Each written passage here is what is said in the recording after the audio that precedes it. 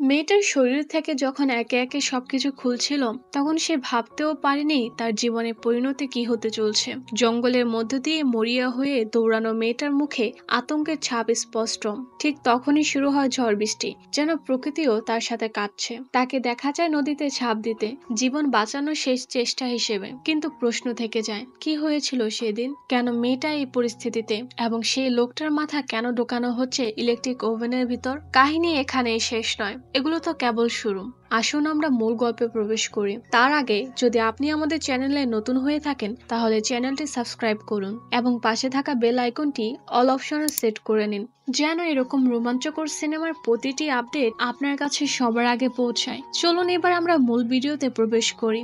ছবিটির শুরুতে দুজন পুলিশ কর্মকর্তার পরিচয় করিয়ে দেওয়া হয়। তারা গাড়িতে এক অপরাধীকে নিয়ে যাচ্ছিল, যার নাম ছিল ক্রাক। ক্রাক বরাবর গাড়ির পেছনে তাকাচ্ছিল, দেখে মনে হচ্ছিল যে কারোর জন্য অপেক্ষা করছিল।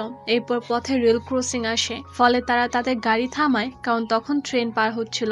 এই সময় একটি গাড়ি এসে তাদের গাড়িকে সজোরে ধাক্কা মারে। সেই গাড়িটি তাদের গাড়িকে টেনে নিয়ে যায়, যার ফলে দুই পুলিশ কর্মকর্তা গুরুতরভাবে আহত হন। এরপর দ্বিতীয় গাড়ি থেকে দুজন বেরিয়ে আসে, একজন ছেলে এবং একজন মেয়ে। এই দুজন আসলে অপরাধী ক্রাকের সঙ্গে ছিল, তাকে বাঁচাতে এখানে এসেছে। ছেলেটি ছিল ক্রাকের ভাই এবং মেয়েটি ছিল তার গার্লফ্রেন্ড। যেহেতু পুলিশ কর্মকর্তারা আহত ছিল, তারা তিনজনই তাদের কাছে যায়। প্রথমে তারা পুলিশদেরকে অনেক মারধর করে, তারপর তাদের মাথায় গুলি করে হত্যা করে। এরপর দৃশ্য পরিবর্তন হয় এবং আমাদের সামনে 17 বছর বয়সী একটি মেয়েকে দেখানো হয়, যার নাম ছিল মেরি। মেরি খুব ভালো সাঁতারু ছিল, অর্থাৎ সে খুব ভালোভাবে সাঁতার কাটতে জানতো। তার মা বাবা নিজেদের জীবন এতটাই ব্যস্ত ছিলেন যে তারা তাদের একমাত্র মেয়ে মেরিকে ঠিকমতো সময় দিতে পারতেন না, কারণ তার বাবা একজন ডাক্তার ছিলেন এবং তার মাও সবসময় কাজে ব্যস্ত থাকতেন। তাই আজ মেয়ের সঙ্গে সময় কাটানোর জন্য এবং উপভোগ করার জন্য তারা পরিকল্পনা করে তাদের লেকের পাশে থাকা বাড়িতে যাওয়া। যখন তারা তাদের বাড়িতে পৌঁছায়, তখন বাড়ির ছবি দেখে বোঝা যায় যে মেরির একজন ভাইও ছিল। যেহেতু সে সেখানে তেমন আনন্দ পাচ্ছিল না, তাই সে তার মা বাবার কাছে অনুমতি চায় তার বন্ধুর সঙ্গে দেখা করতে যাওয়ার জন্য। এটি শুনে তার মা চুপ হয়ে যায়, কারণ তিনি মেরির নিরাপত্তা নিয়ে খুব চিন্তিত ছিলেন। মেরির মা তাকে যেতে নিষেধ করেন, কিন্তু তার বাবা মেরিকে যেতে দেন, এমনকি গাড়ির চাবির সঙ্গে তাকে কিছু টাকা দেন, যা তার কাজে লাগতে পারে। তবে মেরির বাবা এই সিদ্ধান্ত নেওয়ার পর মেরির মা খুশি ছিলেন না। এবার মেরি তার বন্ধুর সঙ্গে দেখা করতে বেরিয়ে যায়। তার বন্ধু শহরে একটি দোকানে ক্যাশিয়ার হিসেবে কাজ করত। কথা বলার সময় তারা দুজনে লক্ষ্য করে এক ছেলেকে। সে অনেকক্ষণ ধরে দোকানে ছিল, সে জিনিসপত্র কিনতে গিয়ে খুব মনোযোগ দিয়ে তাদের দিকে তাকাচ্ছিল।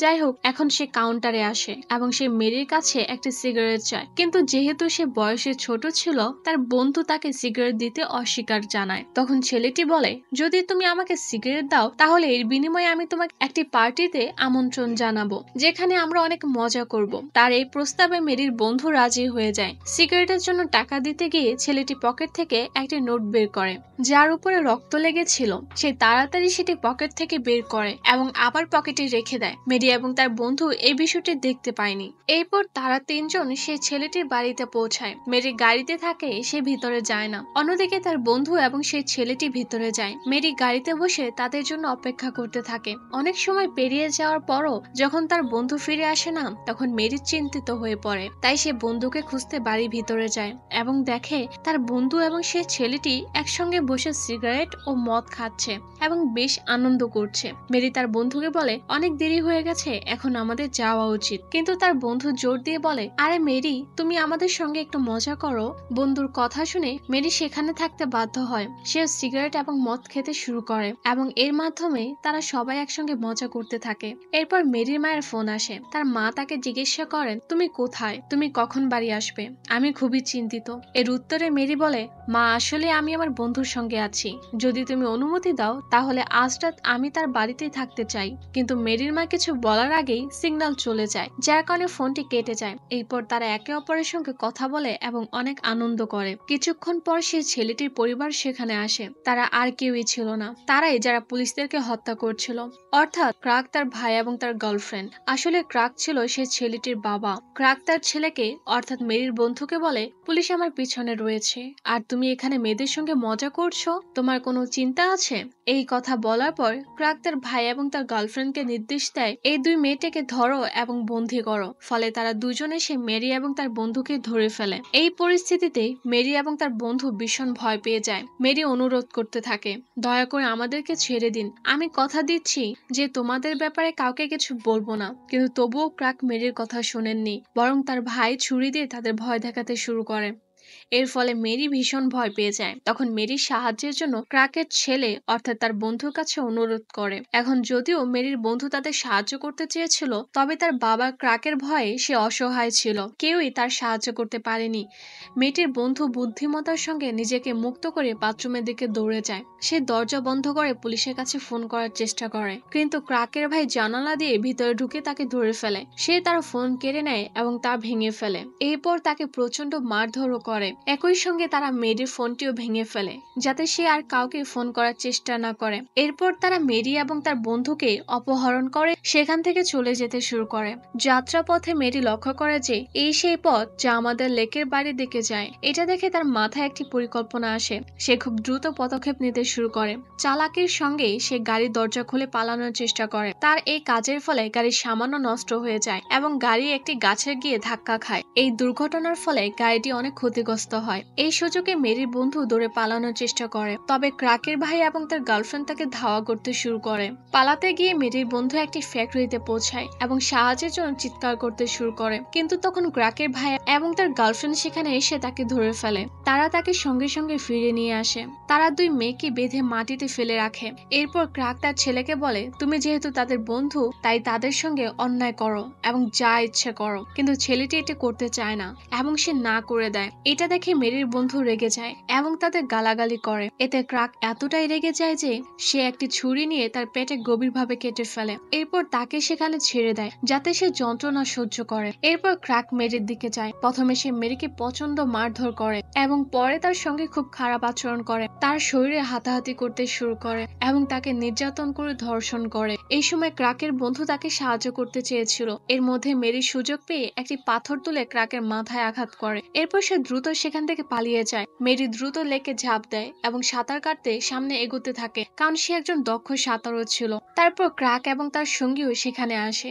মেরিকে দেখে সে তার গুলি ছুড়তে শুরু করে, কিন্তু একটি গুলিও মেরির শরীরে লাগেনি। ক্রাক তখন তাকে লক্ষ্য করে গুলি চালাচ্ছিল। তীরে পৌঁছানোর আগে একটি গুলি মেরির গায়ে লাগে। এতে সে মারা যায়নি, তবে গুরুতর আহত হয় এবং পানির মধ্যে জ্ঞান হারায়। তারা ধরে নেয় যে মেরি মারা গেছে এবং সেখান থেকে চলে যায়। হঠাৎ করে বৃষ্টি হওয়ার কারণে তারা আশেপাশে বাড়ি খুঁজতে থাকে, কারণ ক্রাকের ভাই এবং তার ছেলে আহত ছিল। এরপর তারা সাহায্যের জন্য লেকের একটি বাড়ির দিকে যায়। তারা যে লেকের বাড়িতে পৌঁছায় সেটি আর কারোর নয়, বরং মেরির মা বাবার বাড়ি ছিল।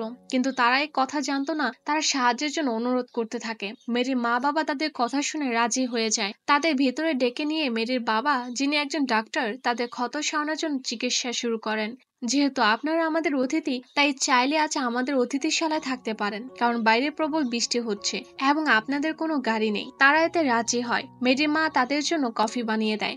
যখন ক্রাকের ছেলে তার কাপটি রান্না করে রাখতে যায়, তখন ফ্রিজে মেরির একটা ছবি দেখতে পায় এবং বুঝতে পারেন যে এই দুজনেই তার মা বাবা। কিন্তু সে এটি কাউকে বলে না, বরং এটি গোপনে রাখে, কারণ সে ভয় পায় ক্রাকে দুজনকেও মেরে ফেলে। এরপর সে বসে কাঁদতে শুরু করে, কারণ সে লজ্জিত ছিল। যদি সে তার বাড়িতে না আনতো, তবে এসব কিছু মেরি এবং তার বন্ধুর সঙ্গে ঘটতো না এবং আজ তারা জীবিত থাকতো। এরপর সে মেরির একটি লকেট সেখানে রেখে আসে এবং সবার কাছে ফিরে যায়। এখন তারা চারজন ঘুমাতে যায়। যখন মেরির মা বাবা তাদের রুমে যাওয়ার জন্য প্রস্তুত হচ্ছিল, তখন তারা বাইরে ভিতর থেকে একটি অদ্ভুত শব্দ শুনতে পায়। যখন মেরির মা বাইরে দেখতে গেলেন, তখন তিনি দেখে খুব অবাক হয়ে যান যে মেরি অনেক আহত অবস্থায় সেখানে পড়ে আছে। তার ভয়ে হতবাক হয়ে যান এবং তৎক্ষণাৎ দৌড়ে গিয়ে মেরির কাছে আসেন। মেয়ের এই অবস্থা দেখে তাদের মন ভেঙে যায়। তারা দ্রুত মেরিকে ভিতরে নিয়ে আসে। গুলি তার পিঠে লেগেছিল।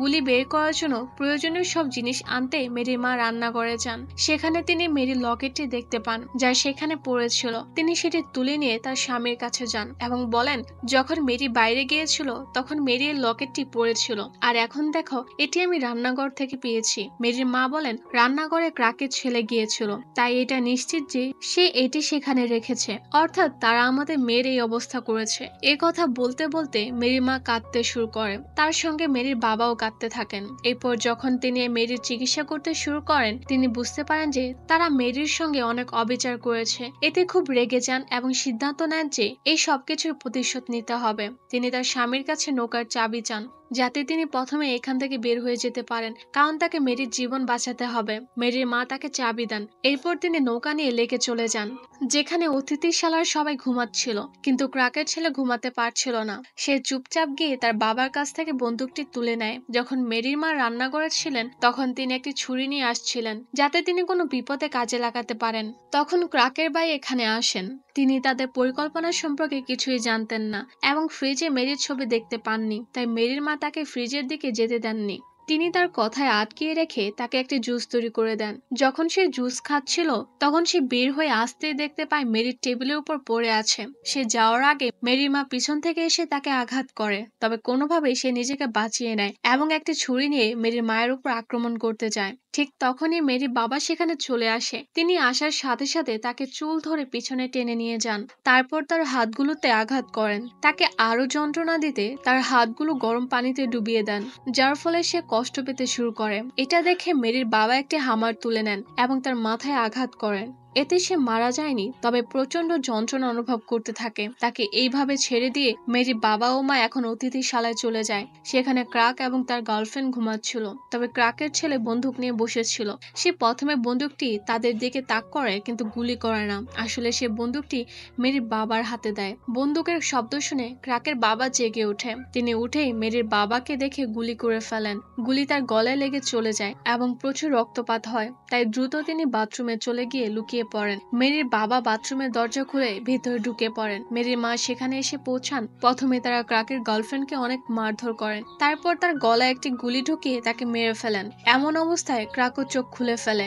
মেরির বাবা তাকে লক্ষ্য করে গুলি করতে শুরু করেন, কিন্তু সে দ্রুত জানালার বাইরে ঝাঁপ দিয়ে পালিয়ে যায় এবং তাদের বাড়িতে চলে যায়। ভিতরে গিয়ে সে তার ভাইয়ের লাশ দেখতে পায়, টেবিলে রক্ত এবং রক্ত লাগা কাপড় দেখতে পায়। ক্রাক কিছুই বুঝতে পারে না কেন এই লোকটি তার ভাইকে মেরে ফেললো এবং এখন কেন তারা তাকে মেরে ফেলতে চাইছে। এরপর ক্রাক জানালা দিয়ে মেরি এবং তার মায়ের দিকে তাকায়। তারা নৌকায় ছিল এবং এখান থেকে চলে যেতে প্রস্তুত ছিল। ক্রাক সবকিছু বুঝতে পারে যে মেরি তাদেরই মেয়ে এবং এই লোকগুলো প্রতিশোধ নিতে আমাদের সবাইকে মারছে। এদিকে মেরির বাবা তাকে খুঁজতে গিয়ে বাড়িতে ঢুকে পড়ে। ক্রাক তাদের দেখতে পায়। সেখানে তাদের মধ্যে একটি ভয়ানক লড়াই শুরু হয়। তারা জিনিসপত্র তুলে একে অপরকে প্রচুর মারধর করছিল। তারা একে অপরের হাতে হাতে মারছিল, কিন্তু কিছুক্ষণ পর ক্রাক তাকে পরাজিত করতে শুরু করে। সে তাকে মারতে থাকে এবং জিনিসপত্র অনেক ক্ষতিগ্রস্ত করে। যখন সে আহত অবস্থায় মাটিতে পড়েছিল, তখন ক্রাক তার উদ্দেশ্য করে বলে, আমরা তোমার মেয়ে এবং তার বন্ধুর সাথে কি করেছিলাম। এটা শুনে সে আরো রেগে যায়, তাই সে আবার সাহস নিয়ে উঠে পড়ে এবং ক্রাকের সাথে লড়াই শুরু করে। কিন্তু ক্রাকের হাতে ছিল একটি লোহার লাঠি, যার সাহায্যে সে তাকে আরো মারতে থাকে আর সে মেরে ফেলার জন্য প্রস্তুত হচ্ছিল। ঠিক তখনই মেরির বন্ধু অর্থাৎ ক্রাকের নিজের ছেলে বন্দুক নিয়ে আসে এবং তার নিজের বাবা ক্রাকের দিকে বন্দুক তাক করে, কিন্তু ক্রাক তার থেকে বন্দুকটি ছিনিয়ে নেয় এবং তার চুল টেনে তাকে মারতে থাকে। তবে মেরির মা পিছন থেকে এসে তাকে আক্রমণ করেন। এর ফলে সে তার ছেলেকে ছেড়ে দেয়। এই সময় মেরির বাবা এসে পৌঁছান। এরপর তারা দুজন মিলে ক্রাককে মারতে শুরু করেন। তারা তাকে অনেক মারলেন, যার ফলে সে অনেক বেশি আহত হয় এবং অজ্ঞান হয়ে পড়ে। এরপর তারা তাদের মেয়ে মেরি এবং ক্রাকের ছেলেকে নিয়ে নৌকা চলতে শুরু করে। এখন যেহেতু ক্রাক এখনো বেঁচে ছিল, মেরির বাবা শান্তিতে ছিলেন না, কারণ তিনি তার মেয়ের অপরাধীকে এভাবে বেঁচে থাকতে দিতে পারেন না। এই জন্য তিনি ফিরে এসে ক্রাকের শরীরে একটি তীক্ষ্ণ ছুরি দিয়ে কেটে দেন এবং সে গুরুতর আহত হন। সে এখন একটি জীবন্ত মৃতদেহে পরিণত হচ্ছিল, যার শরীরে আর নড়াচড়া করতে পারছিল না। যখন ক্রাকের জ্ঞান ফিরে আসে, তখন সে মেরির বাবার কাছে প্রশ্ন করে, আমাকে বলো তুমি আমার সাথে কি করেছো। এতে মেরির বাবা উত্তর দেন, যা কিছু আমি করেছি এখন তুমি তা অনেক উপভোগ করবে, তবে হ্যাঁ, তুমি মজা পাবে যখন তুমি বেঁচে থাকবে। এরপর সে ক্রাকের মাথা ওভেনে রাখে এবং ফুল স্পিডে ওভেন চালু করে সেখান থেকে চলে যায়। এর ফলে সে প্রচন্ড কষ্ট পেতে শুরু করে। তার মাথা গলতে শুরু করে এবং ওভেন থেকে ধোঁয়া বের হতে থাকে। মাথাটি ফেটে যায় এবং তার মাথা অনেক টুকরো হয়ে যায়, আর এভাবে তার যন্ত্রণাদায়ক মৃত্যু ঘটে। মেরির বাবা মায়ের প্রতিশোধ পূর্ণ হয়। এখন এই গল্পে আমরা যে বিষয়গুলো শিখতে পেলাম তা হলো, সবসময় আমাদের সন্তানদের সময় দেওয়া উচিত। তাদের সাথে মন খুলে কথা বলা এবং বিনোদনমূলক কার্যক্রম ইত্যাদি একসাথে করা, যাতে বাচ্চারা দৈহিক বৃদ্ধির পাশাপাশি পাশাপাশি মানসিকভাবেও বেড়ে ওঠে। যদি কোনো কারণে আপনি আপনার সন্তানকে সময় দিতে না পারেন, তবে সবসময় তাদের উপর নজর রাখুন, তাদের নিরাপত্তা নিশ্চিত করুন। তো আজকের মতো এই পর্যন্তই। পরবর্তী ভিডিও আসার আগ পর্যন্ত ভালো থাকুন, নিজের যত্ন নিন। আর আমাদের চ্যানেলে নিয়মিত দর্শক হলে অবশ্যই আপনার মূল্যবান মতামত শেয়ার করুন। আর যারা নতুন দর্শক, তারা চ্যানেলটি সাবস্ক্রাইব করে আমাদের চ্যানেলে দর্শক হওয়ার অনুরোধ রইল।